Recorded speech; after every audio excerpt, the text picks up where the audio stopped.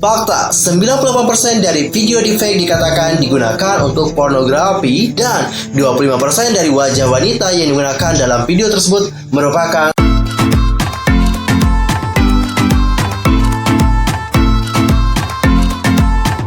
Hai guys, I'm Yusuf Kim. Welcome back to my channel. Gimana kabar kalian hari ini?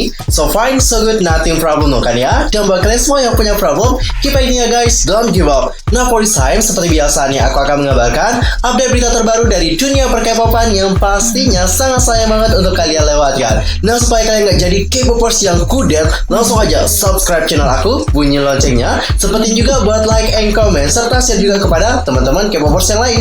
Follow juga sosial media aku, di Instagram itu ada @yusulkim, di Facebook itu ada Detektif Teori, dan di Twitter itu ada @yusulkim2.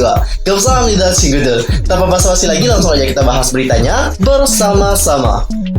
Oke Cinggu ya, untuk berita pertama kita mulai dulu dari berita yang kurang menyenangkan. Datanya dari Elky yang katanya telah resmi meninggalkan CLC dan juga Cube Entertainment. Pada tanggal 3 Februari, Cube Entertainment mengumumkan bahwa Elky secara resmi telah meninggalkan agensi sekaligus grupnya yaitu CLC. Cube Entertainment di sini menuliskan, "Halo, ini Cube Entertainment. Kami ingin memberitahu kalian bahwa kontrak eksklusif dengan artis kami yaitu Elky telah dibatalkan.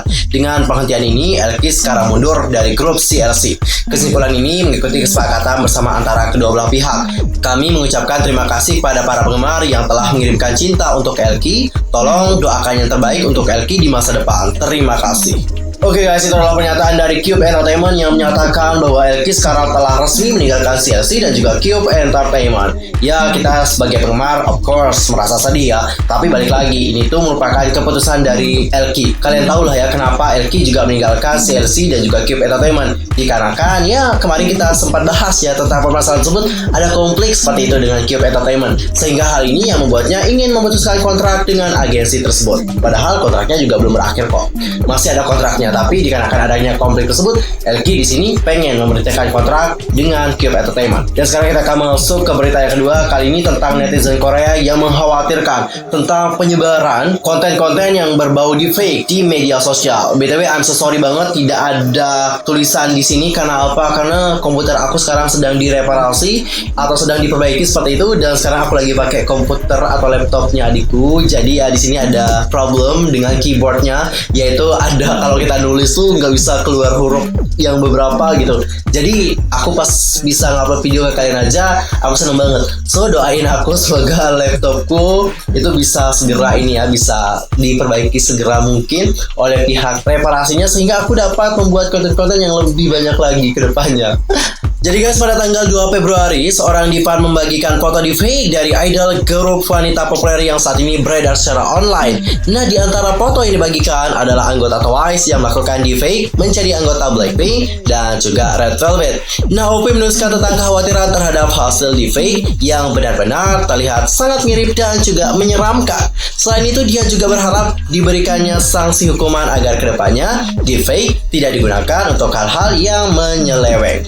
Bener sih guys, deepfake ini menurut aku ya berbahaya banget ya. Karena apa? Misalnya nih muka aku ya, ini muka aku bisa aja gitu ya diubah ke orang lain gitu. Apalagi kalau muka kita digunakan untuk hal-hal yang tidak bagus gitu ya. Jadi wajar kalau netizen Korea merasa khawatir dengan penyebaran deepfake yang terus meluas di sosial media. Dan coba sekarang kita lihat bagaimana komentar-komentar dari netizen Korea mengenai hal tersebut. Langsung aja kita cek bersama-sama ya. Aku terkejut melihat thumbnail dari girl group idol terkenal saat di film porno. Oh ya, tentu saja aku tidak menontonnya. Oh iya, yang benar kamu tidak nonton. Tapi itu sangat nyata sehingga aku merinding. Aku merasa antis akan menjadikan ini amunisi untuk diejek. Kita perlu menyingkirkan yang namanya deepfake. Oke, yang kedua, fakta, 98% dari video deepfake dikatakan digunakan untuk pornografi dan 25% dari wajah wanita yang digunakan dalam video tersebut merupakan selebriti Korea. Wih, parah banget ya. Next, mengenai deepfake, politisi dan entertainer yang berpengaruh dapat mengembangkan berita palsu dan mengarah menggunakan teknologi deepfake. Nah, mayoritas publik mudah gusar oleh berita palsu dan begitu termakan oleh berita kebohongan. Orang-orang yang tidak peduli dengan fakta membuat dan menyebarkan rumor kedua dan ketiga. Jika orang mulai menggunakan untuk melecehkan selebriti, maka itu akan menjadi buruk. Apakah itu Jui? Tebak, aku khawatir bahkan aku akan mempercayainya meski itu bukan Joy dalam foto. Ini bukan hanya masalah idol lagi, di IG dan juga KakaoTalk, orang memposting ini setelah melihat betapa menyeramkan semua itu. Aku menghapus semua postingan Instagram dan KakaoTalk dan mengubah akunku menjadi pribadi. Jadi banyak orang yang takut gitu loh. Jujur aku juga takut ya. Siapa tahu ada yang menggunakan wajahku ya untuk melakukan hal-hal yang tidak baik. Iya ya, benar-benar menyeramkan banget sih deepfake. Awalnya sih lucu gitu ya buat fun, tapi ada orang-orang yang tangannya jahit gimana nih, parah banget sih. Next, teman-teman, ini sedikit catatan tambahan, tapi tolong jangan memposting wajahmu di sosial media. Ini adalah dunia yang tidak bisa dipercayai lagi oleh siapapun. Begitu banyak orang dari masyarakat umum yang sudah menjadi korban. Wih, parah banget ya guys. Jadi takut gitu ya dengan konten-konten yang berbau deepfake. Siapa tahu kita nanti yang jadi korban digunakan untuk hal-hal yang tidak. Kalau kalian sendiri melihat hal ini seperti apa, langsung aja sampaikan pendapat kalian di kolom komentar. Dan sekarang kita akan masuk ke berita yang berikutnya. Kali ini datanya dari siapa yo? Oke, kali ini datanya dari berita yang kurang menyenangkan sih guys, yaitu tentang Kimberly Chen yang mengungkapkan bahwa staff produce dari 101 China merekam trainee saat membuka pakaian mereka. Wadaw, kok bisa ya? Secara khusus, Produce 101 China adalah spin-off dari versi Korea dengan nama yang sama. Kimberly Chen kemudian menceritakan bahwa dia bergabung dengan acara tersebut setelah menerima undangan dari acara itu. Untuk menarik minat pasar Tiongkok, ia menjadi trainee dari Produce 101 China dan bahkan mendapat A+ pada audisinya dan mendapatkan peringkat yang tertinggi. Namun terlepas dari popularitasnya, dia tidak menangkap hati netizen dan pemirsa Tiongkok menyelesaikan pertunjukan di peringkat ke-26 saja. Setelah bergabung dengan acara tersebut, Kimberly mengatakan bahwa ponsel mereka disita selama 4 bulan, tidak mengizinkan mereka untuk menggunakannya, dan mereka merasa seperti anggota staf tidak masuk akal. Namun selain mereka dilarang menggunakan ponsel, para peserta pelatihan juga difilmkan selama 24 jam di kamar mereka, di mana kamar mandi adalah satu-satunya area di mana tidak ada kamera yang terpasang. Suatu kali saat penyanyi tersebut membuka pakaiannya dan memutuskan untuk menutupi kamera menggunakan topinya, yang mengejutkan adalah staf memanggilnya tentang apa yang dia lakukan dengan kamera dan juga bertanya, apakah menurut Anda itu menyenangkan? Dengan bingung, Kimberly menjawab, apakah menurutmu melihat tubuh gadis muda itu menyenangkan? Namun seminggu kemudian, klip dari trainee yang sedang berganti kamar ditayangkan, dan ketika dia mencoba untuk membela trainee lainnya, dia diberitahu untuk tetap diam. Citra Kimberly Chen saat itu adalah trainee yang memberontak, yang mempengaruhi exposure-nya di acara tersebut, yang akhirnya mengarah ke eliminasi.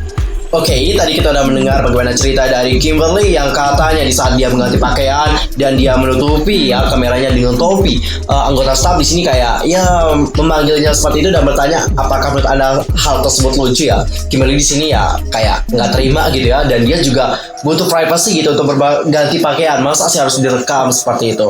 Kalau kalian sendiri nih melihat bagaimana cerita dari Kimberly, apakah kalian juga marah ya? Apalagi seorang wanita, coba tolong sampaikan pendapat kalian di kolom komentar tentang hal tersebut. Kalau aku sih nangkepnya gini, mungkin staff produce-nya itu pengen melihat bagaimana aktivitas dari para pesertanya itu selama 24 jam penuh gitu ya, dan mereka dapat berganti pakaian di dalam kamar mandi seperti itu. Dan mereka juga mungkin mengiranya bahwa si Kimberly ini itu kayak melakukan pemberontakan seperti itu dengan cara menutup kameranya dengan menggunakan topi. Yang aku lihat staffnya seperti itu. Tapi di sisi lain Kimberly juga ya mungkin malas gitu ya ganti baju di kamar mandi, sehingga dia pengen ganti baju di dalam kamar tersebut gitu, sehingga hal itu yang membuat dia menutup kameranya dengan menggunakan topi yang dimiliki. Intinya di sini ada kesalahpahaman sih antara Kimberly dan juga staff. I think so sih. Kalau kalian sendiri bagaimana? Silahkan sampaikan pendapat kalian di kolom komentar. Dan sekarang kita akan masuk ke topik yang berikutnya. Sekarang kita akan melihat bagaimana penampilan dari Bang Yedam Treasure dan juga IN Stray Kids di buku tahunan SMA SOPA. Belum lama ini tersebar beberapa foto buku tahunan sekolah SOPA dari kedua idol kenamaan IN Stray Kids dan juga Bang Yedam Treasure. Keduanya terlihat penawan dalam balutan seragam kebanggaannya dan terlihat senyum simpul dalam foto tersebut. Yedam dan IN kabarnya akan segera masukkan kelulusan sebagai siswa di SOPA. Belum ada informasi lebih lanjut apakah mereka akan menghadiri upacara kelulusan atau tidak. Namun banyak dari penggemar yang berharap supaya mereka berdua dapat datang ke upacara kelulusan kelulusan SOPA nanti.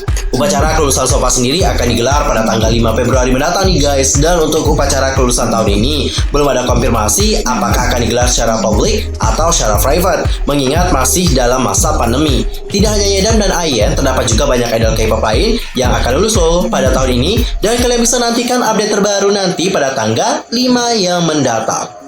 Widih, kyo banget penampilan dari Bang Yedam dan juga Ayen dalam foto sampul majalah Soap. Oh sampul, oke salah. Itu bukan majalah tapi buku tahunan.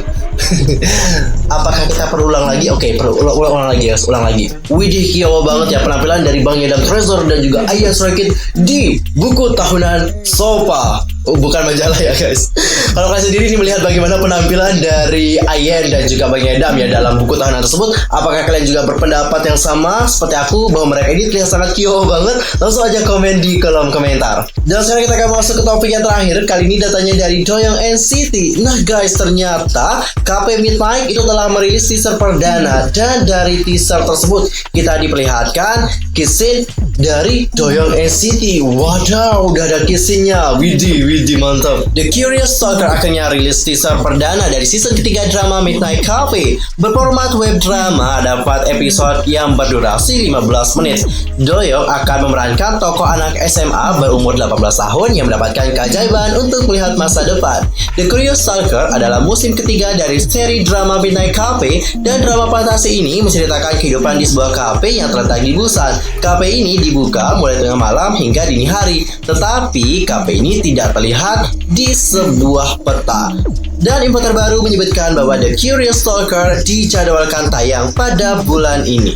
Wow, debak ya Doyoung NCT udah ada kiss scene-nya nih. Widih, gimana nih perasaan sebagai para seasonee? Apakah kalian sudah siap untuk melihat bagaimana kiss scene dari seorang Doyoung? Harus siap dong ya, itu adalah resiko ya untuk melihat idol kita menjadi seorang aktor. Karena ya mau nggak mau mereka pasti akan melakukan yang namanya kiss scene gitu ya. Apalagi Jaehyun nanti, itu kayaknya ada juga deh kiss scene-nya. Gak mungkin sih nggak ada, soalnya itu juga drama, apalagi dia pemeran utama. Kalau nggak ada kiss scene dalam sebuah drama itu kayaknya kurang abdol gitu ya, harus ada kiss scene pasti. Oke cinggu ya, berita tentang Doyoung NCT tadi menutup perjumpaan kita untuk hari ini. Aku mohon maaf kalau ada kesalahan ya, baik dalam ucapan, sikap, tindakan dan sebagainya. I'm so sorry banget. Dan mungkin ya ada kesalahan informasi, silahkan koreksi aku dengan cara komen di bawah. See you next time di video berikutnya. Thanks for watching. Annyeong, 감사합니다.